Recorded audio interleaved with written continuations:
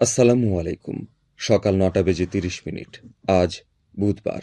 বাংলাদেশ বেতার, কক্সবাজার। স্থানীয় খবরে স্বাগত জানাচ্ছি KM সানাউল হক। প্রধানমন্ত্রী তারেক রহমানের নির্দেশনা অনুযায়ী কলাতলী এলপিজি গ্যাস স্টেশনে গ্যাস বিস্ফোরণে নিহত সিএনজি চালক আবু তাহেরের পরিবারের পাশে দাঁড়িয়েছেন স্থানীয় কক্সবাজার-৩ সদর ঈদগাঁও এবং রামু আসনের সংসদ সদস্য লুৎফর রহমান কাজল। গতকাল রাতে নিহত আবু তাহেরের স্ত্রীর হাতে নগদ ১ লাখ টাকা তুলে দেন তিনি।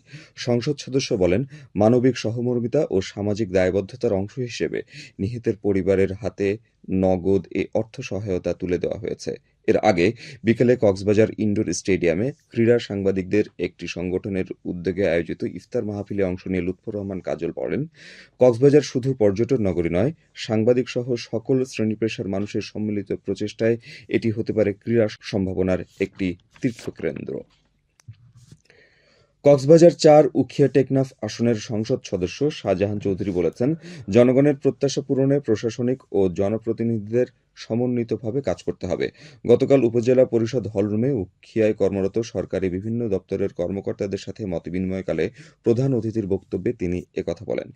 এ সময় তিনি উন্নয়ন কার্যক্রমের স্বচ্ছতা ও জবাবদিহিতা নিশ্চিত করার উপর গুরুত্বারোপ করেন এবং সেবা প্রার্থীদের যেন কোনো ধরনের হয়রানির শিকার হতে না হয় সে বিষয়ে সংশ্লিষ্ট কর্মকর্তাদের সতর্ক থাকার আহ্বান জানান। উপজেলা নির্বাহী কর্মকর্তা রিফাত আসমার সভাপতিত্বে সভায় উখিয়া থানার ভারপ্রাপ্ত কর্মকর্তা সহ সংশ্লিষ্টরা উপস্থিত ছিলেন। আসন্ন পবিত্র ঈদুল ফিতর উপলক্ষে কক্সবাজারে ব্যাংক ও আর্থিক প্রতিষ্ঠানের নিরাপত্তা বিষয়ে মতবিনিময় সভা অনুষ্ঠিত হয়েছে। গতকাল কক্সবাজার জেলা পুলিশ সুপারের কার্যালয়ের সম্মেলন কক্ষে পুলিশ সুপার ANM সাজিদুর রহমানের সভাপতিত্বে এ সভা অনুষ্ঠিত হয়। এ সময় তিনি নগদ অর্থ পরিবহন, এটিএম বুথ ও ব্যাংক শাখার নিরাপত্তা, লেনদেন বৃদ্ধি এবং সম্ভাব্য ঝুঁকি মোকাবেলায় প্রয়োজনীয় দিক নির্দেশনা প্রদান করেন। এছাড়াও পুলিশের পাশাপাশি ব্যাংক ও আর্থিক প্রতিষ্ঠানের কর্মকর্তাদের দায়িত্বশীল ভূমিকা পালনেরও আহ্বান জানান। বিশ্ব বন্যপ্রাণী দিবস উপলক্ষে উখিয়ায় তরুণদের অংশগ্রহণে সচেতনতামূলক সভা অনুষ্ঠিত হয়েছে।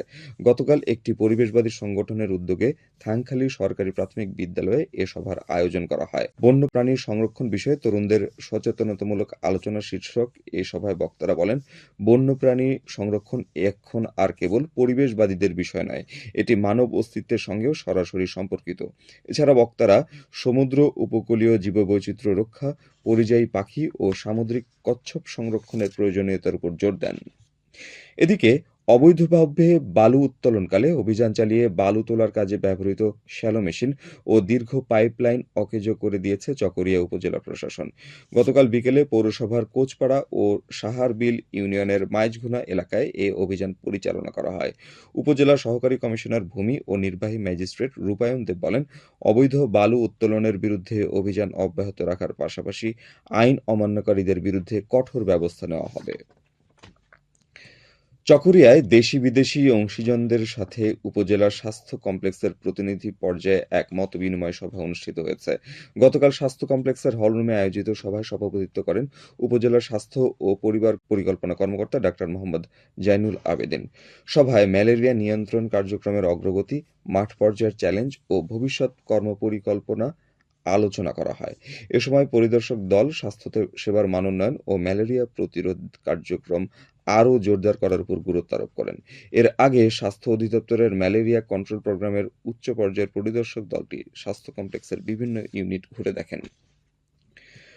মহেশখালীতে জেটি সংলগ্ন আইল্যান্ড ডিজিটাল সেন্টারের পাশে আধুনিক মানের পাবলিক টয়লেট উদ্বোধন করা হয়েছে।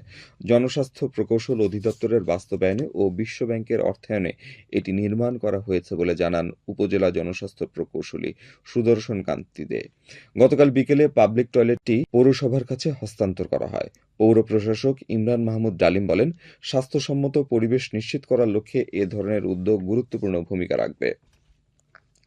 পেকুয়ায় মগনামা সোনালী বাজার স্লুইস গেট ভেঙে যাওয়ায় জোয়ারের পানি ঢুকে লবণ চাষে ব্যাপক ক্ষতি হয়েছে। স্লুইস গেট সংলগ্ন বাঁধটি এখন লবণ চাষী সহ এলাকাবাসীর দুর্ভোগের কারণ হয়ে দাঁড়িয়েছে। রক্ষণাবেক্ষণের অভাবে গেটের এক পাশের বাঁধ ভেঙে তা বড় খালে পরিণত হয়েছে।